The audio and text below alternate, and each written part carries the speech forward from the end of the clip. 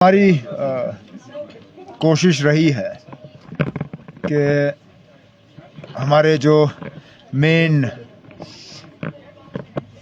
Flower related जो हमारे events होते हैं, हमारे कैलेंडर में 3 अहम हैं। एक बादामवारी का, एक ट्यूलिप गार्डन का और पिछले साल से क्रिसैंथेमम का, बाग गुल दाऊद, ताकि इसमें बच्चों की इन्वॉल्वमेंट बनी रहे और ज़्यादा लोग इसमें आएँ। एक तो आर्ट और पेंटिंग का एक कंपटीशन रखा जाता है, जिसमें स्कूल के बच्चों को दावत दे के उन्हें कहा जाता है वहाँ आके पेंटिंग बनाएं। उन पेंटिंग्स को असेस किया जाता है और उसको उनमें से जो सबसे अच्छे पाए जाते हैं उनको एक कैश अवार्ड मिलता है जो उनको मिले। लेकिन ये सोशल मीडिया का ज़माना है, जितना ज़्यादा ये सोशल मीडिया पे हाईलाइट हो उतना ही लोगों का इन गार्डन्स के तरफ तवज्जो ज़्यादा बढ़ जाती है। तो कोशिश की जाती है कि जो सबसे बेहतरीन रील बनाते हैं उनको भी हम एक कैश अवार्ड दें, और जो सबसे बेहतरीन तस्वीर लेने वाले जो हैं फ़ोटोग्राफी, उन्हें भी।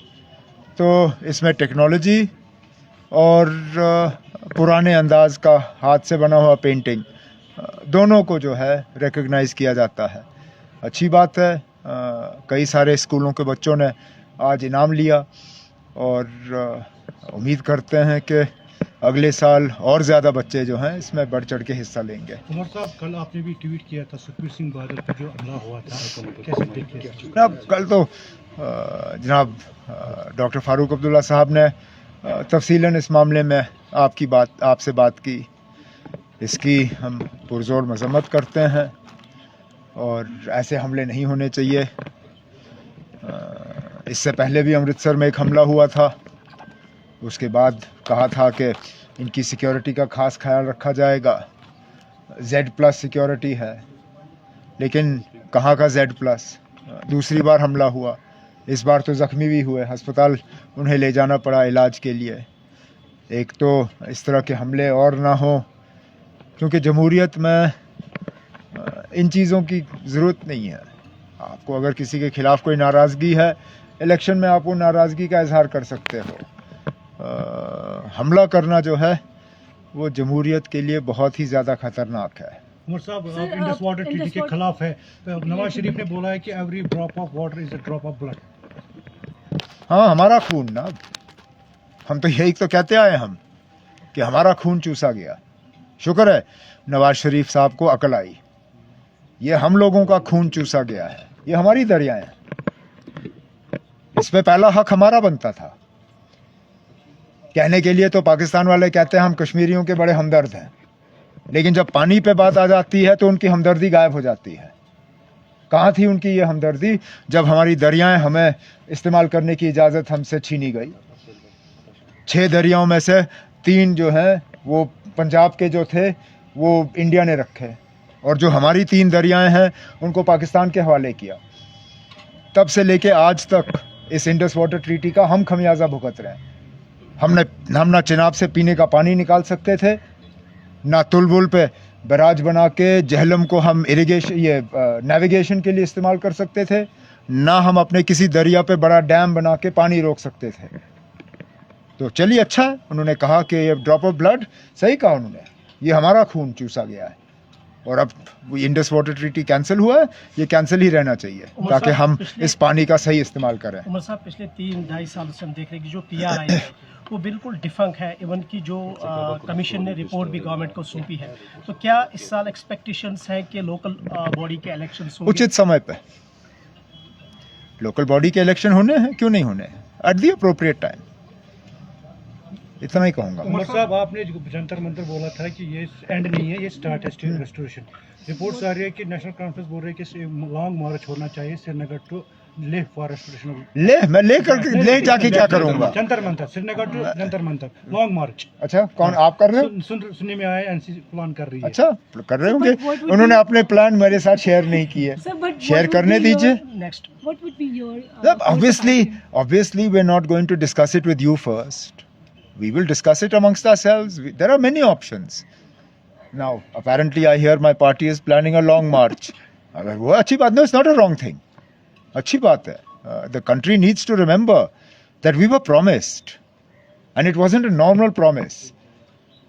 It was a मोदी का वादा. कहा जाता है हमारे मुल्क में कि there are normal promises, then there is the super promise. ये super promise था. ये super promise अभी तक पूरा क्यों नहीं हुआ, इसका हमें जवाब नहीं मिल रहा है.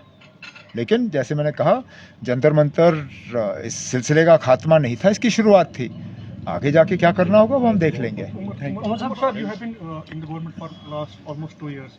How difficult has been to make governance here and development here? अब ये तो लंबी कहानी है ना. आपके पास इतना वक्त नहीं है कि मैं अपनी दुख भरी दास्तां आपको सुनाऊं. अब जैसा है वैसा है, हम कर रहे हैं जितना हमसे हो सकता है ना.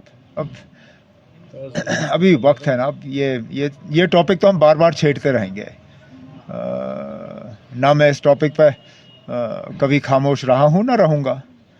बात करते रहेंगे. बिजनेस रूल की कोई उम्मीद नजर आ रही है, कब तक अप्रूव होगा, इम्प्लीमेंटेशन होगी? ना, मैं तो उम्मीद लगाए बैठा हूँ. हमने अपने तरफ से तो तमाम जो इस पे क्वेरीज उठाई गई थी और जो इसमें कुछ जो हमने प्रपोज किया था उस पर कुछ ऑब्जेक्शंस आई थी, उनमें भी हमने चेंजेस की.